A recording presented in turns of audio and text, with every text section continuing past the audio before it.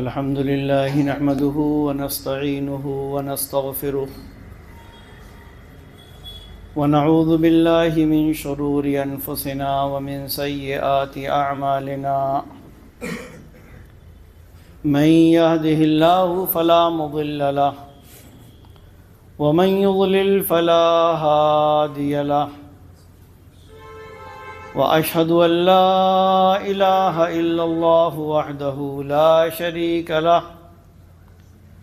وأشهد أن محمدًا عبده ورسوله يا أيها الذين آمنوا اتقوا الله حق تقاته ولا تموتن إلا وأنتم مسلمون يا أيها الناس اتقوا ربكم الذي خلقكم من نفس واحدة وخلق منها زوجها وبث منهما رجالا كثيرا ونساء واتقوا الله الذي تساءلون به والأرحام إن الله كان عليكم رقيبا يا أيها الذين آمنوا اتقوا الله وقولوا قولا سديدا يصلح لكم أعمالكم ويغفر لكم ذنوبكم ومن يطع الله ورسوله فقد فاز فوزا عظيما أما بعد فإن خير الحديث كتاب الله وخير الهدي هدي محمد صلى الله عليه وسلم وشر الأمور محدثاتها وكل محدثة بدعة وكل بدعة ضلالة وكل ضلالة في النار أعوذ بالله السميع العليم من الشيطان الرجيم بسم الله الرحمن الرحيم لقد من الله على المؤمنين إذ بعث فيهم رسولا من أنفسهم يتلو عليهم آياته ويزكيهم ويعلمهم الكتاب والحكمة وإن كانوا من قبل لفي ضلال مبين رب اشرح لي صدري ويسر لي أمري واحلل عقدة من لساني يفقه قولي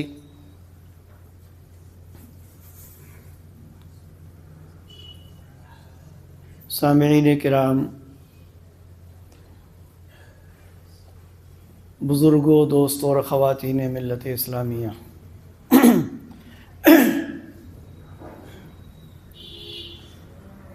گزشتہ 2 جمعوں میں اللہ رب العالمین کی توحید اور اس کے معبود برحق ہونے کے سلسلے میں گفتگو ہوئی۔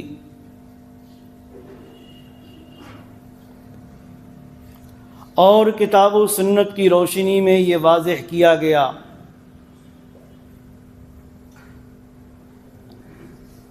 کہ انسان کی کامیابی اور کامرانی توحید اور اللہ رب العالمین کو معبود برحق مانے بغیر ممکن نہیں ہے۔ اگر اللہ کی توحید میں شرک کی آمیزش ہو جائے، اس کے ساتھ کسی اور کو بھی معبود بنایا جائے، سمجھا جائے، اور اس غیر اللہ کے لیے عبادات انجام دی جائیں، تو ایسے شخص کے لیے جنت حرام ہے اور جہنم اس کا ٹھکانہ ہے۔ وَمَن يُشْرِكْ بِاللَّهِ فَقَدْ حَرَّمَ اللَّهُ عَلَيْهِ الْجَنَّةَ وَمَأْوَاهُ النَّارُ۔ اللہ تعالیٰ کا قرآن میں صاف اعلان ہے کہ جو اللہ تعالیٰ کے ساتھ شریک کرے، شرک چاہے ربوبیت میں ہو، الوہیت میں ہو یا اللہ کی اسماء و صفات میں ہو۔ فرمایا اللہ نے اس پر جنت کو حرام قرار دے دیا اور جہنم اس کا ٹھکانہ ہوگا، اور ظالموں کا کوئی بھی مددگار نہیں ہوگا، کوئی ان کی مدد نہیں کرے گا۔ جب توحید کی بات ہوئی، اللہ کے معبود برحق ہونے کی بات ہوئی، تو ضرورت اس بات کی محسوس کی گئی کہ مومن اور مسلمان یا وہ شخص جو دنیا میں عزت اور آخرت میں کامیابی کا خواہش مند اور خواہاں ہے، اس کے لیے صرف اتنا کافی نہیں ہے کہ وہ اللہ کو رب مانے، اس کو معبود برحق مانے اور اس کی اسماء و صفات پر ویسے ہی ایمان رکھے کہ جیسے کتاب و سنت میں واضح کیا گیا ہے، بلکہ اس کے ساتھ یہ بھی ضروری ہے کہ جس طرح وہ اللہ کو تنہا معبود برحق مانتا ہے، ویسے ہی امام الانبیاء خاتم النبیین محمد الرسول اللہ صلی اللہ علیہ وسلم کو اپنا قدوہ، نمونہ اور اسوہ مانے۔ ایک آدمی عام، ابھی ہم اس کو مسلمان نہیں کہتے، وہ اسلام لانا چاہتا، وہ مسلمان ہونا چاہتا ہے، کیا کہہ کر وہ مسلمان ہوگا؟ صرف لا الہ الا اللہ کہہ کر؟ صرف اشہد ان لا الہ الا اللہ کہہ کر؟ کہ جن دونوں کا مفہوم یہ ہے کہ اللہ کے علاوہ کوئی معبود برحق نہیں، یا اشہد ان لا الہ الا اللہ میں گواہی دیتا ہوں کہ اللہ کے علاوہ کوئی معبود برحق نہیں ہے۔ اگر کوئی صرف اتنے کا اقرار کر لے، صرف اللہ ہی کو معبود برحق مانے، اللہ کو خالق و مالک اور رب مانے، تو کیا وہ مسلمان ہو جاتا ہے؟ نہیں، قطعاً نہیں، کیونکہ مسلمان اور مومن ہونے کے لیے ضروری ہے لا الہ الا اللہ کے ساتھ محمد الرسول اللہ زبان سے ادا کرنا۔ اسلام میں داخل ہونے کے لیے ضروری ہے اشہد ان لا الہ الا اللہ کے ساتھ واشہد ان محمدً عبدہ ورسولہ کہنا، کیونکہ پیارے نبی صلی اللہ علیہ وسلم نے فرمایا، بڑی مشہور حدیث، کہ بنی الاسلام علی خمس، اسلام کی بنیاد 5 چیزوں پر، شہادت ان لا الہ الا اللہ وان محمد رسول اللہ، او کما قال النبی صلی اللہ علیہ وسلم، کہ اسلام کی بنیاد جن 5 چیزوں پر ہے، ان میں سب سے پہلی چیز یہ ہے کہ اس بات کی گواہی دی جائے کہ اللہ کے علاوہ کوئی حقیقی معبود نہیں اور محمد صلی اللہ علیہ وسلم اللہ کے رسول۔ اور اسلام لانے کے بعد آپ اذان دیکھ لیں، اقامت دیکھ لیں، نماز دیکھ لیں، اللہ کی وحدانیت کے اقرار کے ساتھ، اللہ کی وحدانیت کے تذکرے کے ساتھ، اللہ کو معبود ماننے کے ساتھ ساتھ، جب تک محمد الرسول اللہ صلی اللہ علیہ وسلم کے اللہ کا رسول، اللہ کا نبی، خاتم النبیین، اپنا قدوہ، اپنا نمونہ، اسوہ حسنہ ماننے کی گواہی نہ دی جائے، جب تک نہ اذان مکمل ہے، نہ اقامت مکمل ہے، نہ نماز مکمل۔ ابھی اذان آپ نے سنی جمعہ کی، اللہ اکبر اللہ اکبر اللہ اکبر اللہ اکبر، اشہد ان لا الہ الا اللہ، اور اس کے بعد اشہد ان محمد رسول اللہ۔ کچھ دیر کے بعد جماعت کھڑی ہوگی، اقامت کہی جاتی ہے، صرف اشہد ان لا الہ الا اللہ نہیں، بلکہ اشہد ان لا الہ الا اللہ کے ساتھ اقامت تب تک پوری نہیں ہوگی جب تک اس خالق کائنات کے ساتھ امام الانبیاء محمد الرسول اللہ صلی اللہ علیہ وسلم کی رسالت کی گواہی نہ دے دی جائے۔ ہم نماز پڑھتے ہیں، نماز میں ہم اللہ کی بڑائی بیان کرتے ہیں، سبحان ربی العظیم، سبحان ربی الاعلی، اللہ اکبر وغیرہ وغیرہ۔ اس کے بعد جب نماز ختم کرنے کے لیے تشہد میں بیٹھتے ہیں، ہم دعائیں پڑھتے ہیں، التحیات للہ والصلوات والطیبات، تمام بدنی عبادتیں، مالی عبادتیں، زبانی عبادتیں سب اللہ کے لیے۔ عبادتوں کو اللہ کے لیے ثابت کرنے کی آگے ہم نے کیا کہا؟ السلام علیک ایھا النبی ورحمۃ اللہ وبرکاتہ۔ پیارے نبی محمد الرسول اللہ صلی اللہ علیہ وسلم پر سلام۔ پوری نماز میں ہم نے قیام میں، ہم نے رکوع میں، ہم نے سجدے میں اللہ رب العالمین کی کبریائی بیان کی، اس کے رب اعلیٰ ہونے کا اقرار کیا، اس کے عظیم رب ہونے کا اقرار کیا۔ نماز ہماری ختم کب ہوگی؟ جب تحیات کے ساتھ ساتھ ہم پیارے نبی محمد الرسول اللہ صلی اللہ علیہ وسلم پر درود بھی نہ بھیج لیں۔ اللہم صلی علی محمد وعلی آل محمد کما صلیت علی ابراہیم وعلی آل ابراہیم انک حمید مجید۔ اللہم بارک علی محمد وعلی آل محمد کما بارکت علی ابراہیم وعلی آل ابراہیم انک حمید مجید۔ اور اس کے بعد جو دعائیں آدمی کو پڑھنا ہے وہ پڑھ، لیکن نماز میں ضروری ہے اللہ کی کبریائی کے ساتھ امام الانبیاء، خاتم النبیین، سید ولد آدم، شافع روز محشر، محبوب الہی پیارے نبی صلی اللہ علیہ وسلم پر درود و سلام بھیجنا، آپ پر درود بھیجنا۔ جس طریقے سے ہم نے اللہ کی عظمت کو نہیں پہچانا،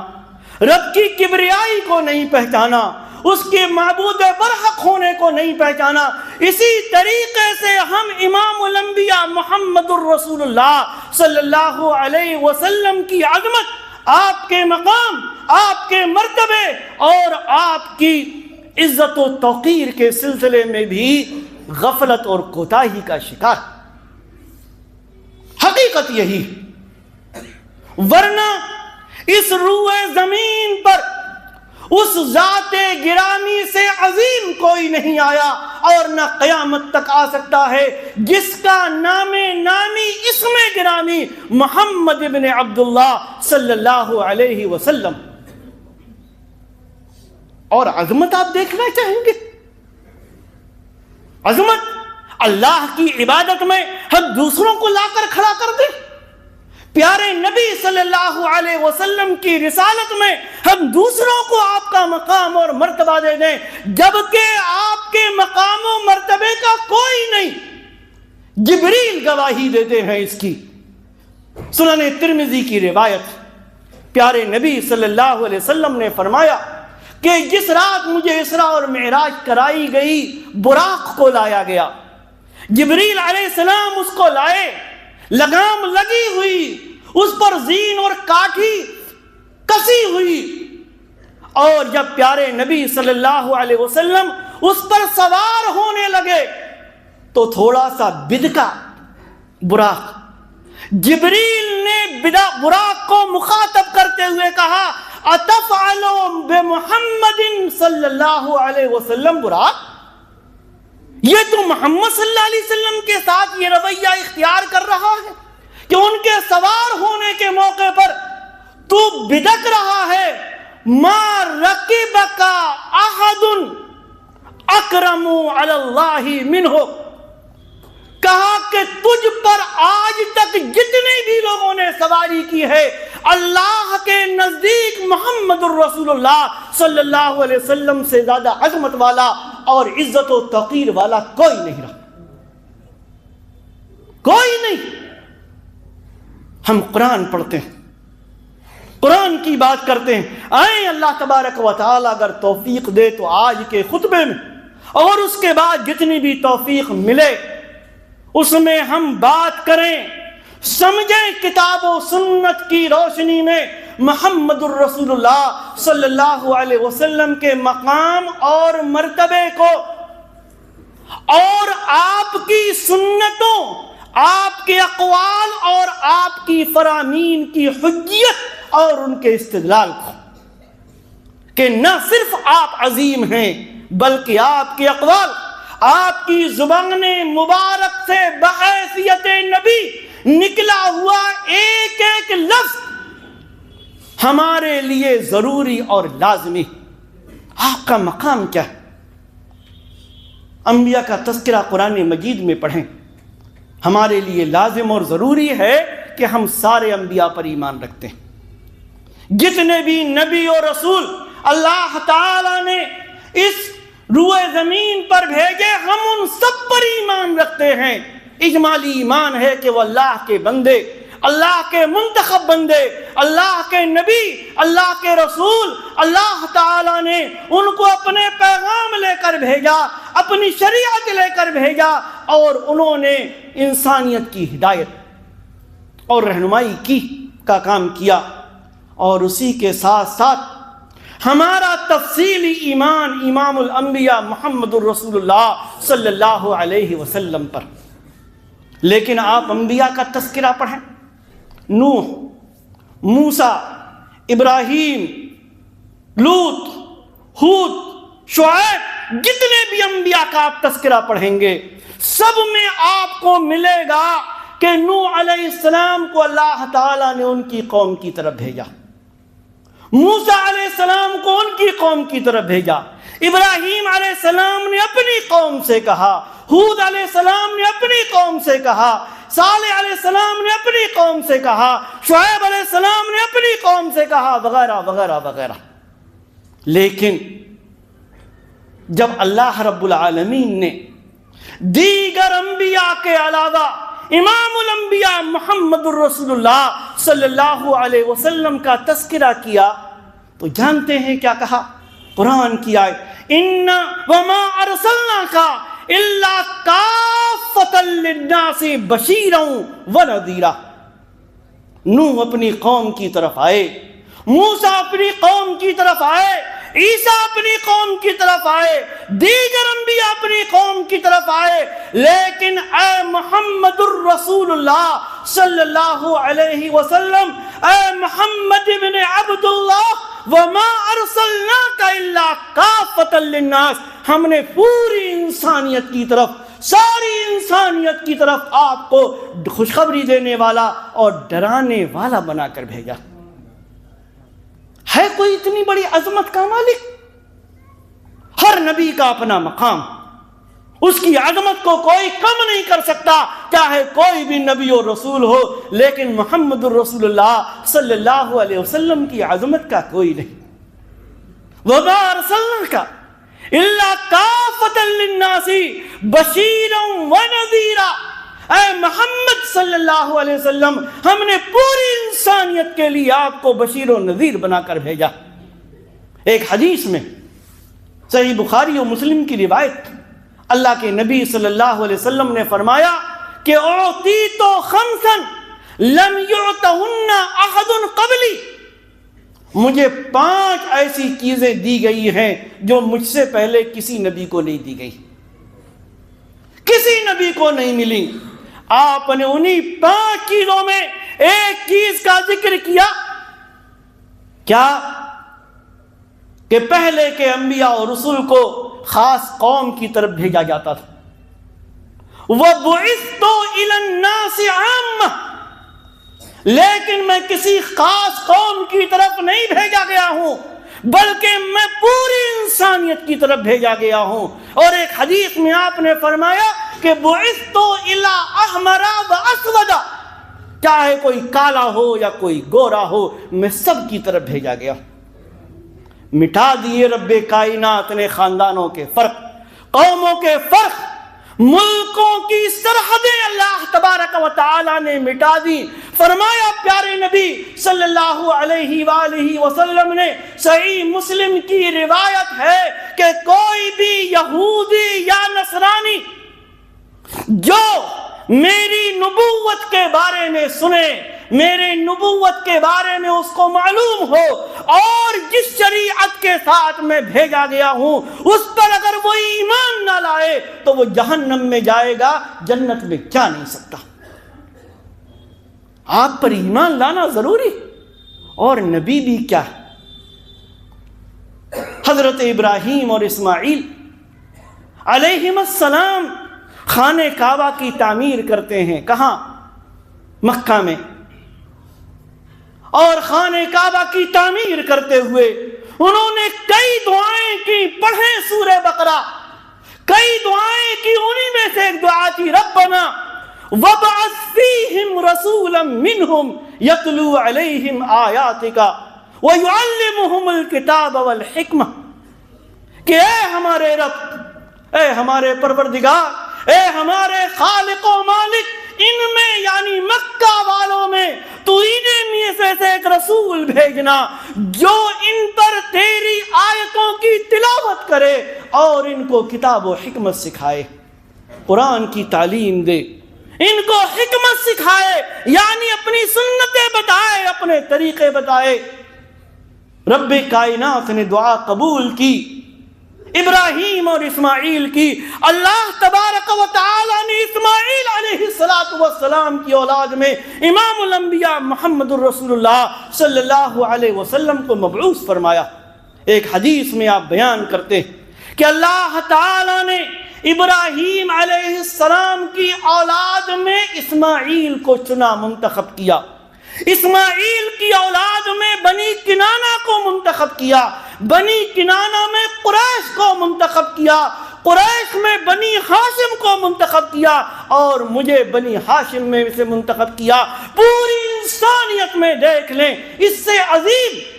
اور اس سے صاحب مرتبت کوئی خاندان نہیں ہے، اٹھا کے دیکھ لیں آپ پوری تاریخ۔ حضرت اسماعیل حضرت عیسیٰ علیہ السلام، سورہ صف پڑھیں، وَإِذْ قَالَ عِيسَى ابْنُ مَرْيَمَ يَا بَنِي إِسْرَائِيلَ إِنِّي رَسُولُ اللَّهِ إِلَيْكُمْ مُصَدِّقًا لِمَا بَيْنَ يَدَيَّ مِنَ التَّوْرَاةِ وَمُبَشِّرًا بِرَسُولٍ يَأْتِي مِن بَعْدِي اسْمُهُ احمد۔ اللہ تعالیٰ فرماتا ہے یاد کرو اس وقت کو جب عیسیٰ بن مریم علیہ السلام نے اپنی قوم سے کہا کہ اے بنی اسرائیل، میں تمہاری طرف اللہ کا رسول بنا کر بھیجا گیا ہوں، مصدقا لما بین یدی من التوراۃ، مجھ سے پہلے جو تورات آئی ہے، جو تورات نازل کی گئی حضرت موسیٰ علیہ السلام پر، میں اس کی تصدیق کرنے والا ہوں، وَمُبَشِّرًا بِرَسُولٍ يَأْتِي مِن بَعْدِ اسْمُهُ احمد، اور میں اپنے بعد ایک نبی کی بشارت اور خوشخبری تم کو دیتا ہوں جس کا نام احمد ہوگا، جس کا نام احمد ہوگا۔ عیسیٰ علیہ السلام کے بعد تقریباً 6 صدیاں گزر گئیں، کوئی نبی نہیں، کوئی رسول نہیں، کوئی اللہ تبارک و تعالیٰ کا ریفارمر نہیں آیا۔ عیسیٰ علیہ السلام کے بعد اللہ تعالیٰ نے اس شخصیت کو نبی اور رسول بنا کر بھیجا جس کے لیے دعا کی تھی خانہ کعبہ کی تعمیر کے وقت۔ حضرت ابراہیم علیہ السلام اور اسماعیل علیہ السلام نے جس کی بشارت دی تھی حضرت عیسیٰ علیہ السلام نے کہ میرے بعد ایک نبی آئے گا جس کا نام احمد ہوگا، اور یہ کوئی اور نہیں بلکہ امام الانبیاء محمد الرسول اللہ صلی اللہ علیہ وسلم ہے۔ آپ کا نام آپ کے دادا نے محمد رکھا اور آپ کی والدہ آمنہ نے آپ کا نام احمد رکھا۔ اسی لیے آپ نے ایک حدیث میں بیان فرمایا کہ لوگوں، میں اپنے باپ ابراہیم کی دعا اور اپنے بھائی عیسیٰ علیہ السلام کی خوشخبری کا مصداق ہوں۔ دعا کی تھی جو اللہ نے قبول کی، خوشخبری دی تھی اللہ تبارک کا حضرت عیسیٰ علیہ السلام نے، اور یہی نہیں، اللہ تعالیٰ نے آپ کی نبوت و رسالت کو لوگوں پر احسان بتلایا۔ پڑھیں سورہ آل عمران کی آیت، لَقَدْ مَنَّ اللَّهُ عَلَى الْمُؤْمِنِينَ إِذْ بَعَثَ فِيهِمْ رَسُولًا مِّنْ أَنفُسِهِمْ يَتْلُو عَلَيْهِمْ آيَاتِهِ وَيُزَكِّيهِمْ وَيُعَلِّمُهُمُ الْكِتَابَ وَالْحِكْمَةَ۔ اللہ تعالیٰ نے مومنوں پر احسان کیا۔ اللہ نے کتنی نعمتیں ہمیں اور آپ کو دی، کتنی نعمتیں، لیکن دیکھیں کہیں اللہ تعالیٰ نے اپنی نعمتوں کا ذکر احسان کے ساتھ نہیں کیا، لیکن وہ ذات گرامی کہ جس کے ذریعے سے ہمیں ہدایت ملی، ہمیں سیدھا راستہ ملا، صراط مستقیم پتہ چلا، اللہ کی علمت کو ہم پہچاننے کے لائق ہوئے، عبادات کے ہم نے طریقے سیکھے، ہم نے اخلاقیات سیکھی، ہم نے معاملات سیکھے، ہم نے اچھے آداب سیکھے، اس ذات گرامی کا تذکرہ اللہ تعالیٰ نے احسان کے ساتھ کیا ہے کہ اللہ تعالیٰ نے مومنوں پر احسان کیا کہ انہی میں سے ایک رسول بھیجا، جس رسول کا کام کیا، یتلو علیہم آیاتہ، اللہ کی آیتوں کی تلاوت کرتا ہے، ویزکیہم، شرک کی گندگی سے، بدعت کی گندگی سے، خرافات کی گندگی سے، شیطانی وسوسوں کی گندگی سے لوگوں کو پاک کرتا ہے، وَيُعَلِّمُهُمُ الْكِتَابَ وَالْحِكْمَةَ، اور ان کو قرآن اور حکمت سکھاتا۔ قرآن جو 30 پاروں کا اپنے نبی پر اللہ نے نازل فرمایا اور ہمارے درمیان موجود، اور حکمت سکھاتا ہے۔ جائیں مفسرین کے اقوال دیکھ لیں کہ حکمت سے مراد ہے سنت نبی، حکمت سے مراد ہے اقوال رسول، فرامین رسول، سیرت رسول محمد رسول اللہ صلی اللہ علیہ وسلم کی زندگی، آپ کے اقوال، آپ کے فرامین۔ فرمایا وَيُعَلِّمُهُمُ الْكِتَابَ وَالْحِكْمَةَ، ان کو کتاب و حکمت سکھاتا ہے۔ یہ لوگ نبی کے آنے سے پہلے کھلی ہوئی گمراہی میں تھے۔ جب آپ کی شخصیت اتنی عظیم کہ آپ نے ایک حدیث میں بیان فرمایا کہ میں بنی آدم کا سردار ہوں، اولاد آدم کا میں سردار ہوں، یعنی آپ سے عظیم کوئی نہیں پوری اولاد آدم میں۔ اور ایک چیز یاد رکھیں، ہر چیز میں، نہ خاندان میں، نہ نسب میں، نہ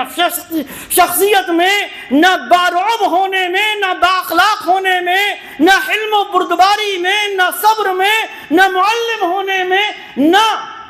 عادات و اطوار میں، نہ ظاہری صفات میں، نہ باطنی صفات میں، آپ بنی آدم کے سردار ہیں۔ آپ سے عظیم نہ آپ سے پہلے کوئی ہے اور نہ قیامت تک کوئی آ سکتا۔ آپ نے فرمایا میں بنی آدم کا سردار ہوں، اور یہ کوئی فخر کی بات نہیں،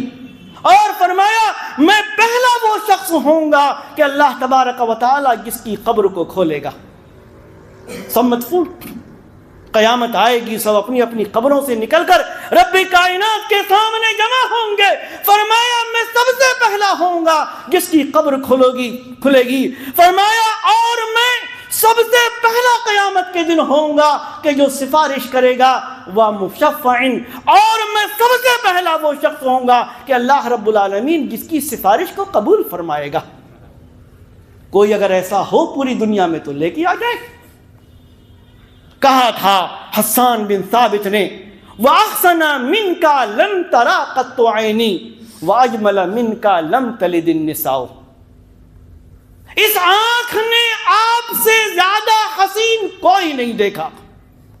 اور پوری انسانیت کی ماں نے آپ سے زیادہ خوبصورت کوئی بچہ جنا ہی نہیں، دنیا میں آپ سے خوبصورت کوئی پیدا ہوا ہی نہیں۔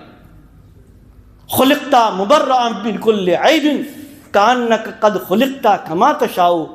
ہر عیب سے آپ پاک پیدا کیے گئے، لگتا ایسا ہے کہ جیسا آپ نے چاہا ربی کائنات نے ویسے ہی آپ کو شکل و صورت اور شخصیت عطا فرما دی۔ اور آخر میں ایک بات، یہیں سے انشاءاللہ ہم اگلے خطبے کی شروعات کریں گے کہ صرف آپ کی شخصیت ہی عظیم نہیں ہے بلکہ آپ کی زبان مبارک سے نکلا ہوا ایک ایک قول، ایک ایک فرمان بھی عظیم ہے، کیونکہ رب کائنات نے فرمایا وما ينطق عن الهوى ان هو الا وحی یوحى۔ محمد الرسول اللہ صلی اللہ علیہ وسلم جو بھی بولتے ہیں، جو بھی گفتگو کرتے ہیں، جو بھی وہ لوگوں کو حکم دیتے ہیں یا جس چیز سے بھی منع کرتے ہیں، وہ اللہ تبارک و تعالیٰ کی طرف سے وحی ہوتی ہے، اللہ کی طرف سے وحی۔ اسی لیے فرمایا ما آتاکم الرسول فخذوہ وما نہاکم عنہ فانتہوا، رسول جو دیں اس کو لے لو، رسول جس سے منع کریں اس سے بعد آ جاؤ، رک جاؤ۔ یہ نہ کہو صرف قرآن کافی ہے، نہیں، بلکہ قرآن کے ساتھ ساتھ قرآن کی شرح حدیث بھی ضروری ہے۔ کیوں؟ اس لیے کہ رب کائنات نے فرمایا وَأَنزَلْنَا إِلَيْكَ الذِّكْرَ لِتُبَيِّنَ لِلنَّاسِ مَا نُزِّلَ إِلَيْهِمْ، ہم نے قرآن آپ کی طرف نازل کیا تاکہ آپ لوگوں کے سامنے اس کی وضاحت کریں جو چیزیں لوگوں کی سمجھ میں نہ آئیں،